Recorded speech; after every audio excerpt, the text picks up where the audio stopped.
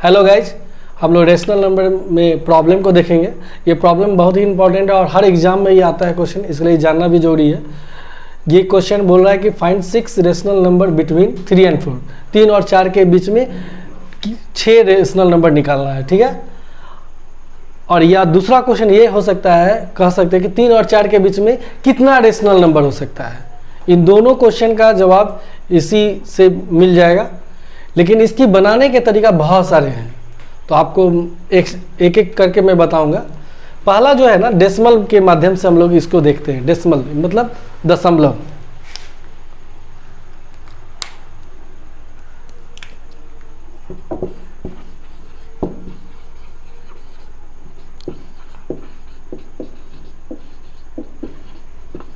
इसके माध्यम से हम लोग देखते हैं। अच्छा देखिए, 3, ये 3 हो गया और ये 4 हो गया, ठीक है। अब देखिए, अच्छा एक बात आप लोग जानते होंगे कि 3 के बाद अगर हम डेसिमल डाल दें, ठीक है, और इसके बाद 0 डाल दें, क्या इसका मान बदल जाएगा? नहीं बदलेगा, क्योंकि हम लोग डेसिमल में हम लोग पढ़े हैं, दशमलव में हम लोग पढ़े हैं 3.0। ये पॉइंट जैसे ही हटता है तो क्या होता है, पॉइंट के जब पर 1 आता है और ये 0 आता है। अब देखिए 0 से 0 ये, अब ये क्या हो गया, अब ये क्या हो गया, 30/10 हो गया। अगर इसको आप काटते हैं तो क्या हो जाएगा, 3 हो जाएगा। इसको दूसरे तरीका से इसको देखिए, नेक्स्ट 300। अभी देखिए पॉइंट को हटाते हैं, क्या आ जाएगा, पॉइंट के बदले 1 आएगा और इसके बाद कितनी 0 है, 2 है, तो 2 0 हो जाएगा। अब ये क्या हो जाएगा, 300/100, 300/100। अब देखिए 1 0 से 1 0 कटेगा, तो ये क्या हो जाएगा, 3/1 आ जाएगा, तो ये 3 हो जाएगा, है ना। तो या आप इसको 100 से डिवाइड कीजिएगा तो 3 मरते कटेगा, 100 से डिवाइड कीजिएगा तो 1 आएगा। तो आप 3 के बाद 1 0 रखिए या 2 0 रखिए या अनंत 0 रखिए, कोई फर्क नहीं पड़ता है, वो उतना ही होता है, ठीक है। इसी प्रकार इसके आगे भी हम लोग 0 डाल सकते हैं। अब देखिए 3 के बाद हम लोग 0 डालते हैं, ठीक है। हम 0 डाल दिए हम, अब क्या हो जाएगा, इसको हम लिख सकते हैं 01 लिख सकते हैं। इसके बाद हम लिख सकते हैं 3.02 लिख सकते हैं। इसके बाद 3.03 लिख सकते हैं। अब कहाँ तक जाएगा, ये 4.00 यानी 3 पॉइंट क्या है, कहाँ तक आएगा, 3 क्या होगा 99 तक आएगा।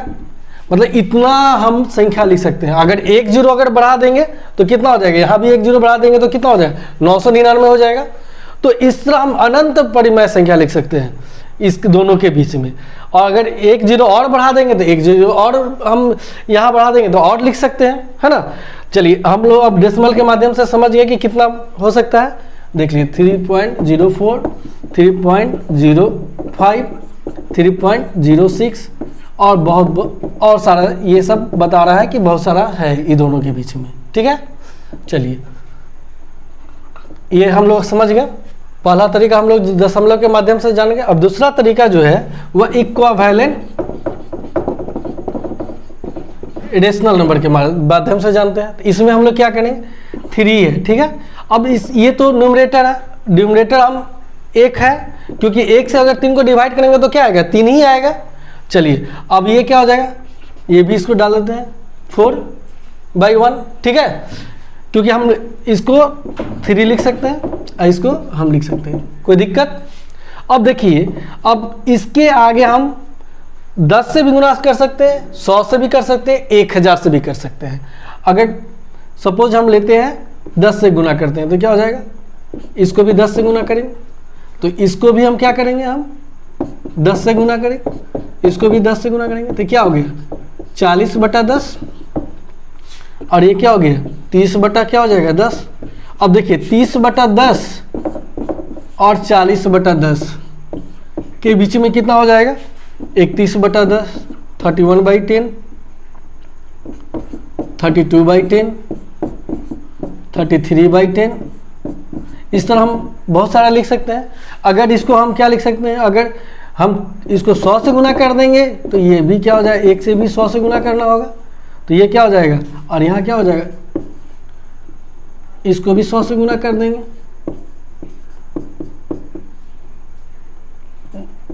तो ये क्या हो जाएगा 300 बटा क्या हो जाएगा 100 और ये क्या हो गया 400 बटा क्या हो जाएगा 100। अब देखिए 300 और 400 के बीच में बहुत सारा लिख सकते हैं, 300 बटा 100 और 400 बटा 100 के बीच बहुत सारा लिख सकते हैं। क्या लिख सकते हैं 301 बाई 301 बाई क्या हो जाएगा 100, 302 बाई 100, 303 बटा 100। इस तरह हम लोग बहुत सारा डेसिमल नंबर लिख सकते हैं, है ना। 1000 से भी गुना करेंगे तो बहुत सारा हो सकता है, लाख से भी कर सकते हैं, मिलियन से कर सकते हैं। तो आप जितना चाहे उतना ये दोनों के बीच में डेसिमल नंबर लिख सकते हैं। ये हो गया हम लोग इक्विवेलेंट डेसिमल नंबर, मतलब समतुल्य। क्या किया हम लोग, पहले हम लोग न्यूमरेटर और डिनोमिनेटर को दोनों को समतुल्य किए, है ना। इसके इक्विवेलेंट लाए, ये और 30 बटा 10 और ये 3 में कोई अंतर नहीं है, क्योंकि ये 10 से 0 कटेगा तो क्या हो जाएगा 3 आएगा। तो ये इस तरह हम लोग बहुत सारा परिमेय संख्या निकाल सकते हैं, है ना। अब हम लोग थर्ड मेथड की ओर चलते हैं। अब देखिए, अब यहाँ 3 और 4 है। अब इस ए को मान लीजिए 3 और बी को मान लीजिए 4, ठीक है। अब देखिए हमें 3 और 4, ठीक है। अब देखिए, अब हम क्या करते हैं, ये दोनों का एवरेज निकाल देते हैं। एवरेज क्या हो जाएगा, औसत। अब पहला क्या हो गया, रेशनल नंबर क्या हो जाएगा,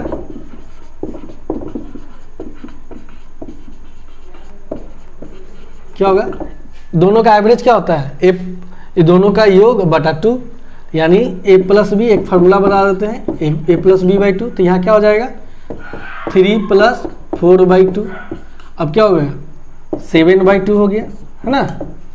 7 बाई 2 है, तो ये क्या हो गया, दोनों के बीच में क्या हो गया 7 बाई 2, ठीक है। ये पहला रेशनल नंबर हो गया। अब दूसरा देखिए तो क्या हो जाएगा,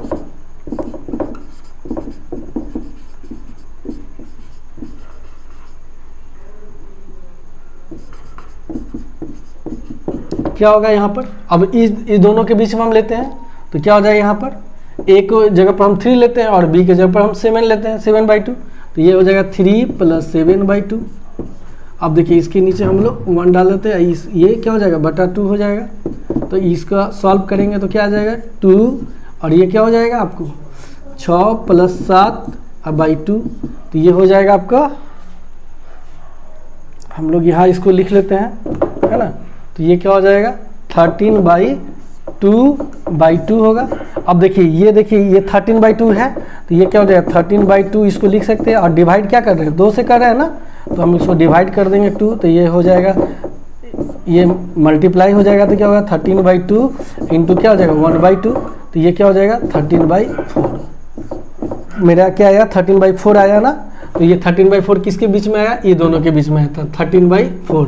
अब देखिए ये दोनों के बीच में भी हम डेसिमल नंबर निकाल सकते हैं ना, और ये दोनों के बीच में भी निकाल सकते हैं, ये दोनों के बीच में भी निकाल सकते हैं। तो बहुत सारे इस तरह डेसिमल नंबर हम लोग इसके माध्यम से भी हम लोग निकाल सकते हैं। बस ये दोनों का ऐड करके बाई 2 कर देना है, या ये दोनों का ऐड करके बाई 2 कर देना है, या ये दोनों का ऐड करके बाई 2 कर देना है।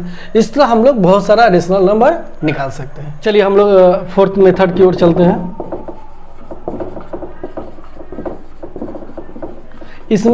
इसमें करना क्या है कि देखिए, हम क्या माने थे, ए को माने थे 3 और बी को माने थे 4। तो इसमें हम लोग डिफरेंस पहले निकालते हैं कि दोनों के बीच में डिफरेंस क्या है। हम लोग को यहाँ क्या है 6 है, 6 संख्या है, 10 भी हो सकता है, जितने संख्या होगा उसके अनुसार लेके चलेंगे। अब देखिए हमने क्या ए को माना 3 और बी को माना 4, और यहाँ एन कितना है 6 है ना।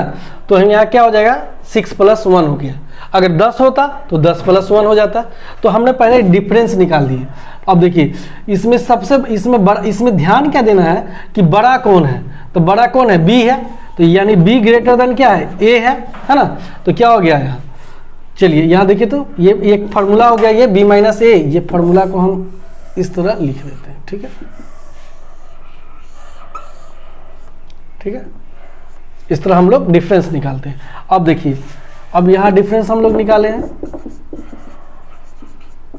यहाँ देखिए अब बी क्या है ग्रेटर देन क्या है ए से बड़ा है ना, बी ए से बड़ा है। अब देखिए क्या हो जाएगा यहाँ 4 माइनस 3 और 6 प्लस 1, तो क्या हो जाएगा 1/7 हो गया, है ना। 1/7 हो गया। अब मेरा ये डिफरेंस हो गया। अब हम लोग क्या करेंगे, इसमें ऐड करेंगे। तो ऐड करेंगे तो क्या है, अब एक और फार्मूला हम लोग बना लेते हैं। अब हम लोग क्या डिफरेंस निकालिए। अब क्या करते हैं, ये देखिए a+d हो गया, a+2d हो गया, a+3d हो गया, a+4d हो गया, a+5d हो गया, a+6d हो गया। अब इस पर हम लोग अरेंज कर देते हैं। 3 प्लस क्या हो जाएगा, 1/7 हो जाएगा। 3 प्लस क्या हो जाएगा, 2 × 1/7 हो जाएगा। क्या हो जाएगा, 3 इंटू क्या हो जाएगा, 3 प्लस क्या होगा, 3 इंटू 2 क्या हो जाएगा, 1/7 हो जाएगा। फिर क्या हो जाएगा, 3 प्लस क्या हो जाएगा, 3 इंटू क्या हो जाएगा, 3 नहीं यहाँ 4 हो जाएगा ना, 4 इंटू 1/7 हो जाएगा। 3 प्लस क्या हो जाएगा, 5 इंटू 1/7 और 3 प्लस क्या हो जाएगा, 6 इंटू 1/7। अब इसको सॉल्व कीजिए तो क्या हो जाएगा, ये 22 7 × 21 1, इसको अगर सॉल्व कीजिए क्या होता है, 7 × 21 1 22, 22/7 हो जाएगा। अब इसको सॉल्व कीजिए तो क्या हो जाएगा, 3 + 2/7, 3 + 3/7 क्या होगा, 3 + 4/7 क्या होगा, 3 + 5/7, 3 + 6/7। अगर इसको हम सबको सॉल्व करेंगे तो इसके नीचे 1 डालना होगा, 1 डालना होगा, 1 डालना होगा, 1 डालना होगा, 1 डालना होगा। चलिए हम लोग फोर्थ मेथड में हम लोग देख रहे थे। अब देखिए इसको हम सॉल्व किए तो ये क्या हो जाएगा, 3/1/7, 3/2/7, 3/3/7, 3/4/7, 3 होल 5/7, 3 होल 6/7। इसको सॉल्व करेंगे तो 22/27, 7, 23/7, 24/7, 25/7, 26/7, 27/7। इस तरह बहुत सारे रेशनल नंबर हम लोग लिख सकते हैं। एक ये भी तरीका है ना। आपको जो अच्छा लगता है वो आप उस प्रोसेस को उपयोग कर सकते हैं और उससे बना सकते हैं। इसका आंसर डिफरेंट होता है, ठीक है।